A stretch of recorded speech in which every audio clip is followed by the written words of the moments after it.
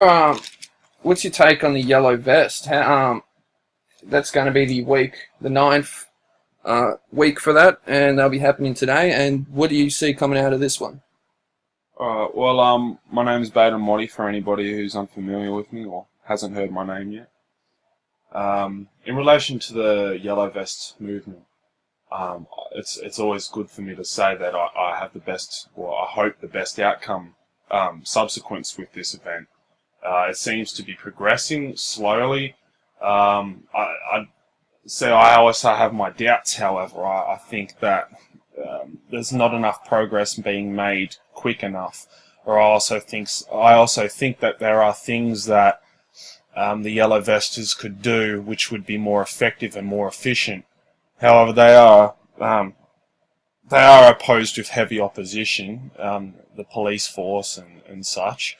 But I have had some inside information from a friend passed on to me that there were quite a few prominent generals in the French military who consider Macron a traitor and have a very negative opinion towards him.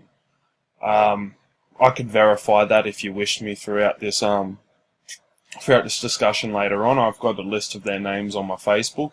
Of course, and you have to see that, especially with the police becoming the blue vest movement, the ambulance, the fire people all standing down from working for this Macron and the government. So yeah, really, it's an influence that has shaped through a lot of the institutions and aspects for France. But and also that we've seen the forklift, the France take a forklift, knock down, try and take down the ministry building doors.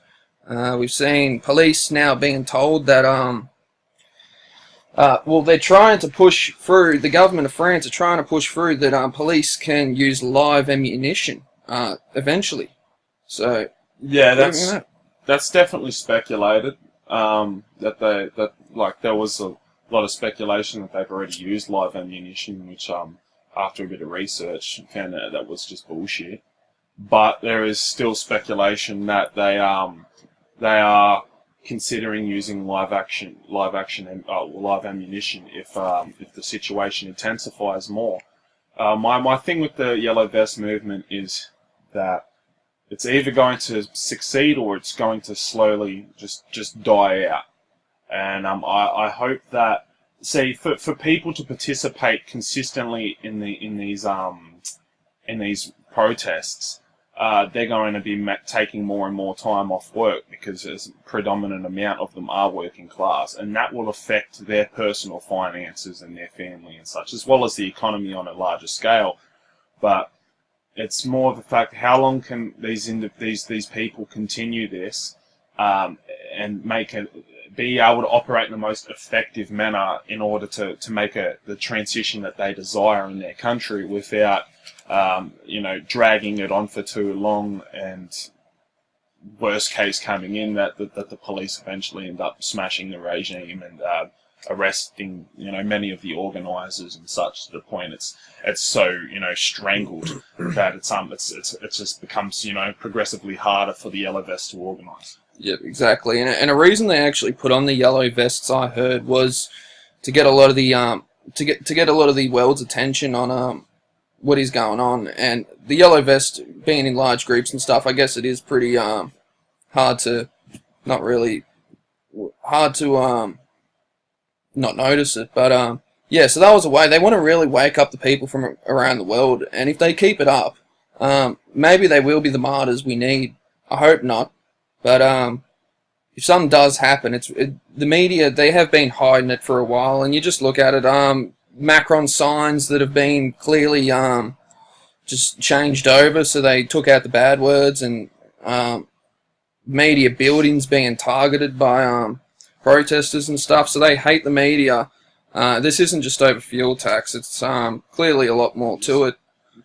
It's something a lot deeper than that. Fuel tax was just a surface kind of surface reason or justification for it to happen, and that's the thing is with France in its current state is, and especially within the yellow vest movement, not everybody there has the same motives.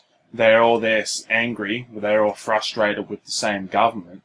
However, there would be different factions within the Yellow Vest movement who would be vying for their own means of power. That's just natural, especially in a large collective of people. And there's been that speculation that Antifa and left-wing terror groups and even some right-wing terror groups, if you'd say, they are also trying to amalgamate in with the forces.